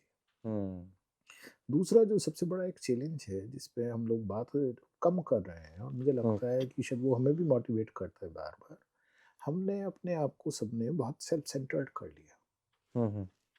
वो कहते हैं भाई तुझे नौकरी मिल जाए अच्छी बस, और जैसे भी मिली वो कहते बाकी हैं जो मुझे जैसा चल रहा है चलने दो, तुझे कोई मतलब नहीं है, किसी को जो हो रहा है होने देना, बस तू नौकरी पा, ठीक, या मुझे ये मिल जाए। ठीक, अब उसका क्या इम्पैक्ट है पूरे सोसाइटी पे, बहुत बड़ा इम्पैक्ट है। मैं हमेशा एक बात कहता हूँ कि जो ये यात्रा है ना हमारी, ये मैं ही से मैं भी की यात्रा है, और ये सिखाने का काम में हर एजुकेशन इंस्टीट्यूट को रोल प्ले करना है। जैसे रेस है आज इंस्टीट्यूट्स में, नए नए हमारे जो साथी इतने बनते हैं, एडमिशन हो गए, इतने है ना, एडमिशन। हाँ आप भी उसे प्रमोट करते हैं, इतने एडमिशन नहीं हुए तुम्हारे तो क्या होगा। ठीक, तो जो सर हमारे भी नंबर्स के टारगेट होते तो, है ना, तो ये जो रेस है, अब मैं हमेशा एक बात कहता हूँ, शुरू से कहता हूँ सभी को, मैंने कहा भैया रेट रेस में जाओगे, जीत भी जाओगे, रहोगे तो रेट ही, चूहा मनने के लिए थोड़ी ना पैदा हुए हो। सब एक दूसरे को हम कॉम्प्लीमेंट कर रहे हैं। मेरे आज जब हमने शुरुआत की, हम पहले बिजनेस स्कूल थे, ठीक, आज वहाँ बहुत सारे बिजनेस स्कूल हैं। जब हमने शुरुआत की, हम पहले यूनिवर्सिटी थे मेरठ में, ठीक है, उसके बाद चौधरी चरण सिंह यूनिवर्सिटी और एग्रीकल्चर यूनिवर्सिटी दो गवर्नमेंट की थी, we were the first university, there was no other university. ठीक, लेकिन आज और भी यूनिवर्सिटीज हैं, तो ये कोई रेस थोड़ी ना है, हम एक दूसरे को कॉम्प्लीमेंट कर रहे हैं। कॉम्प्लीमेंट कैसे करेंगे, जब हम एक दूसरे से सीखेंगे, जानेंगे, और वही मैसेज समाज में देंगे। तो एजुकेशन आज भी एक ऐसा सेक्टर है जिसपे पंकज बहुत काम करने की जरूरत है। ठीक, दूसरे स्कूलों में, क्योंकि स्कूल के कुछ प्रिंसिपल्स भी हो सकते हैं हमें सुने हैं, तो एक चीज जो मैं बार बार कहता हूँ, एग्रीकल्चर पढ़ानी शुरू करो। देश का पहला एग्री इंफॉर्मेटिक्स रिसर्च सेंटर शोभित यूनिवर्सिटी में है, और मुझे बुरा लगता है कि पिछले कई सालों से वो पहला और पहला ही है, मतलब पहले के अलावा अकेला भी है। ये मुझे सबसे बुरा लगता है। पहला होना अच्छी बात है, अकेले हैं हम आज भी, इसका मतलब या तो हम कुछ ऐसा कर रहे हैं और नहीं कर पा रहे हैं, या ऐसा कर रहे हैं और करना नहीं चाहते। लेकिन आज एग्रीकल्चर पे काम नहीं हम लोग कर रहे हैं, ट्रेडिशनल एजुकेशन पे काम नहीं कर रहे हैं, होलिस्टिक डेवलपमेंट पे काम नहीं कर रहे हैं, सुपरफिशियल हो रहा है सारी चीज़ें। जबकि कितना बड़ा इकोसिस्टम है, 1200 universities, 50,000 plus higher education institutions, very large number, we can do wonders. But अभी काम नहीं हो रहा। ग्रॉस एनरोलमेंट रेशियो बढ़ाने की बात कर रहे हैं हम, जैसे हम भी ऑनलाइन एजुकेशन में हैं। ठीक, ऑनलाइन एजुकेशन में एक सर्टेन लिमिटेशन है, सर्टेन तरह का बच्चा उसमें एनरोल होना चाहता है, लेकिन वैल्यू एडिशंस कहाँ से आएंगे, हमें सबको उसी पे काम करने की जरूरत है। एक चीज और, ऑनलाइन पे आपको क्या लगता है आने वाला टाइम कैसे होगा? जैसे क्या यूनिवर्सिटीज एग्जिस्ट करेगी, नहीं करेगी, ये बहुत ऑनलाइन इंटरेस्टिंग चलेगा, क्वेश्चन नहीं है, और चलेगा? ये मैं लगातार सब लोगों से पूछता हूँ। अभी पिछले महीने में यूके में था, तो I had an opportunity to visit Oxford and some other universities. So there also when I look at the huge campuses, so I meet people around and I ask them कि what is the future? मेरा अपना जो मानना है, I may be completely wrong, हम्म, लेकिन मैं ये मानता हूँ कि आने वाले जो 5 7 10 साल हैं, हम्म, ये जो कैंपसेस हैं हमारे ब्रिक और मोर्टर वाले, हम्म, ये ऑब्सोलीट हो जाएंगे। हम्म, क्यों ऑब्सोलीट हो जाएंगे? क्योंकि इसमें 99% जो हम कर रहे हैं वो टीचिंग करते हैं, हम्म, लेक्चर्स लेते हैं, और उससे अच्छा सॉल्यूशन बच्चे के पास होगा, वो कहीं से पढ़ सकता है। आज भी ऐसा है, ऑनलाइन पढ़ सकता है, वो चैट जीपीटी से पढ़ हाँ, वो सकता कहीं है। से भी पढ़ सकता है। आज उसे लेक्चर मान लिया पढ़ना है, सुन कोई है, वो हार्वर्ड का भी यहाँ बैठ के पढ़ पा रहा है, वो स्टैनफोर्ड का भी पढ़ पा रहा है, वो कैम्ब्रिज से भी पढ़ सकता है, वो ऑक्सफोर्ड से भी पढ़ सकता है, वो शोभित से भी पढ़ सकता है। Now choice is very much there. Hmm, तो अब यूनिवर्सिटीज में वो कब आएगा? They will book for their practicals experience, they will come there, some experiential learning के लिए आएगा, सम ग्रुप लर्निंग के लिए आएगा। ठीक, समय हम्म, बदल रहा है। हम्म, तो आज जो कंट्री की हमारी ज़रूरत है वो है ऑनलाइन एजुकेशन पे काम करने की, हम्म, और बहुत सीरियसली काम करने की, क्योंकि ऑनलाइन एजुकेशन एक डेमोक्रेटाइजेशन ऑफ एजुकेशन का टूल है। हम्म, आप जब पढ़ना चाहें, जैसे पढ़ना चाहें, आप पढ़ तब अपनी सकते हैं। कंफर्ट के हिसाब आप से पढ़ अपने सकते हैं। कंफर्ट के हिसाब से पढ़ सकते हैं।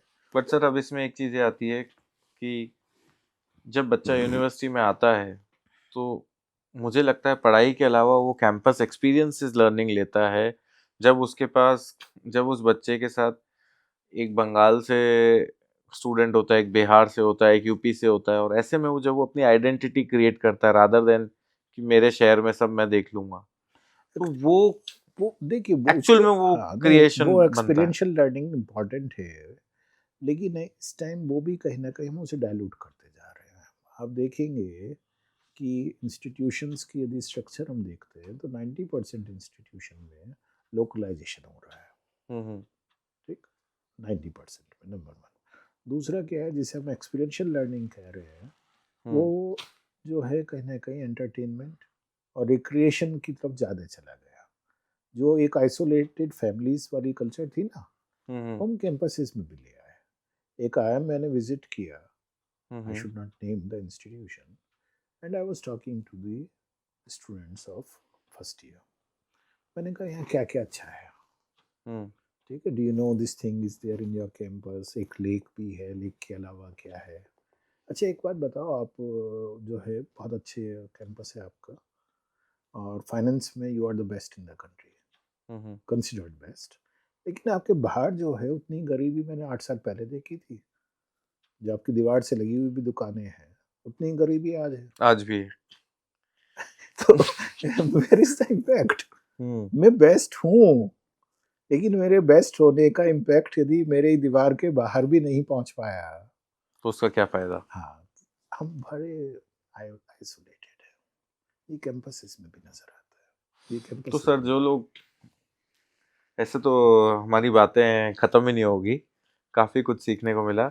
अब थोड़ा सा जो लोग आज के टाइम में इन यूनिवर्सिटी को सिर्फ एक प्रोजेक्ट समझते हैं कि इतने करोड़ लगाने हैं और उसमें इतने साल से रिटर्न आएगा, या जो लोग आज के टाइम में नंबर्स के पीछे भाग रहे हैं, उनको आप क्या मतलब मैसेज देना चाहोगे, और उनको क्या ऐसा कुछ आप अपने लेवल पे भी करते हो जिससे उनको आप गाइड कर पाओ, समझा पाओ कि हमें करना क्या नहीं, चाहिए। देखिए, सबसे पहले तो मैं उन सब लोगों को जो भी एजुकेशनल इंस्टीट्यूट इस्टेब्लिश कर रहे हैं, हम्म, बहुत सिंसियरली थैंक्स करना चाहूँगा, हम्म, बहुत सिंसियरली थैंक्स करना चाहूँगा। हम्म, मैं हमेशा इस बात को गवर्नमेंट सर्कल्स में भी कहता हूँ हम्म, कि ये वो लोग हैं जिन्होंने अपने जीवन की एक बड़ी पूंजी हम्म, इसलिए लगाई क्योंकि आप वो नहीं कर पाए, hmm, because there was a gap. उस गैप को फिल करने के लिए इंस्टीट्यूशन बने। हम्म, ठीक, they need support, they need guidance, they need hand holding. तो हर छोटे से बड़ा, चाहे वो स्कूल बनाया किसी ने, चाहे यूनिवर्सिटी बनाई, तो सबसे पहले तो हमें उन्हें सबको बहुत ही थैंक्स करना थैंक्स चाहिए। करने की ज़रूरत है, ग्रेटिट्यूड के साथ सभी को करना हम्म, चाहिए, because we all are doing a wonderful job. Hmm, शर्म आती है जब मैं कहता हूँ रोड की यूनिवर्सिटी के बाद शोभित ने इंजीनियरिंग कॉलेज खोला हुआ, बीच की इतनी बड़ी यात्रा, भाई क्यों नहीं आया, hmm, why it was missing, who stopped. Hmm, ठीक, it means we all failed as a nation. तो उसे है, जहाँ तक ये है, ये प्रोजेक्ट है, तो होता क्या है, देखिए, नॉट फॉर प्रॉफिट है education, but not for loss तो नहीं है ना, ठीक बात है। है ना। और आप किस चीज़ को कैसे सस्टेन करेंगे, ये डिपेंड करता है आप क्या डिलीवर कर रहे हैं।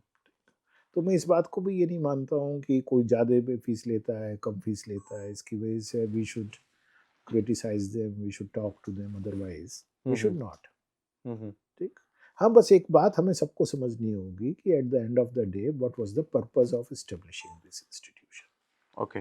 वो पर्पस हम अपना साफ रखें। हमारे फादर कहते थे, बाबूजी ने एक बात हमें हमेशा कही है, वो कहते थे, जैसी नियत रखोगे वैसी नीति बनाओगे, जैसी नीति बनाओगे वैसी तुम्हारी नियति होने वाली है। जैसी नियत रखोगे वैसी नीति बनाओगे, और जैसी नीति बनाओगे वैसी तुम्हारी नियति होने वाली है। हाँ, व्हाट डज, आप समझ रहे हैं ना, मैं समझ गया। जैसी नियत हम रखेंगे, मान लीजिए नियत हमने साफ आपका रखी, जो इंटेंट है वो अच्छा वो है, आपकी पॉलिसीज पे रिफ्लेक्ट करेगा, और एंड जैसे पॉलिसी आपकी से आपका पॉलिसीज कल्चर होंगी बनेगा। वो आपके डेस्टिनी पे रिफ्लेक्ट करेगा, नियति पे आपकी। नियति पे। ठीक, तो सारा का सारा खेल इंटेंट का है। तो मैंने नहीं देखा आप रॉन्ग इंटेंट से कुछ भी शुरुआत कर रहे हैं तो बहुत लंबा चलते तो मैंने देखा नहीं है किसी को। तो कहीं ना कहीं पर्पस हमारा सबका एक ही है, to educate, to empower the nation To through build the education, nation. to build the nation, to contribute in education building, to ensure that every potential in turn into reality, every aspiration of a youth is fulfilled, every dream is fulfilled. This is what we all want. We may have different paths. What you are doing a great job. Because 90% of the institutions, if I look at, are still lacking in digital marketing, digital technology. So you have given a platform to them. You've told them there is no need because it is not your job. Your core strength is not that. Your core strength is teaching. Your core strength is something else. So we need more people like you also. Your contribution, even in education, is there. Because there may be certain boys and girls, those who are not getting an opportunity to know about good institutions. Either they are ending somewhere else or they are not ending anywhere. So you have become a setu, a bridge in between. So Yes, I sir. always believe that whatever thing is happening in the ecosystem, everybody is trying to do their bit. And we should be grateful to everyone because they are strengthening it. The only challenge is that intents have to be very clear, purpose has to be very clear, and we all have only one vision: विकसित भारत हो, कामयाब भारत हो, nation building हो। जब हम लोग एक certain age में आए तो भारत वैसा हो जैसा हमारे समय था, उससे बेहतर हो। सोने की चिड़िया, सोने की चिड़िया वो सोने वाली हो नहीं, वो तो सोने वाली वैसे नहीं, बट हाँ, मतलब सोने की चिड़िया भी किस लिए थे हम लोग, क्योंकि सबका मानना ये था कि भी हमारा जीडीपी यदि हम देखें कहाँ थे कहाँ हैं, अभी बहुत सारी बातें हम लोग कर रहे हैं, मेहनत भी कर रहे हैं।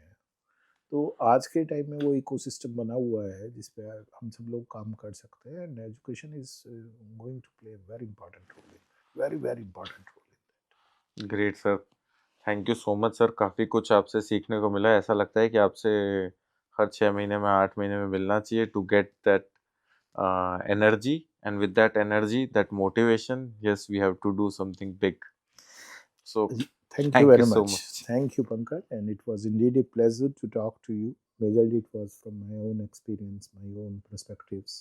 They may be right or wrong, but I always believe if you are doing something, do it with conviction. What we are doing with conviction. We are seeing results. We are seeing our boys and girls globally doing wonders, and we are seeing that there is a transformation at the grassroots also. Things have changed drastically.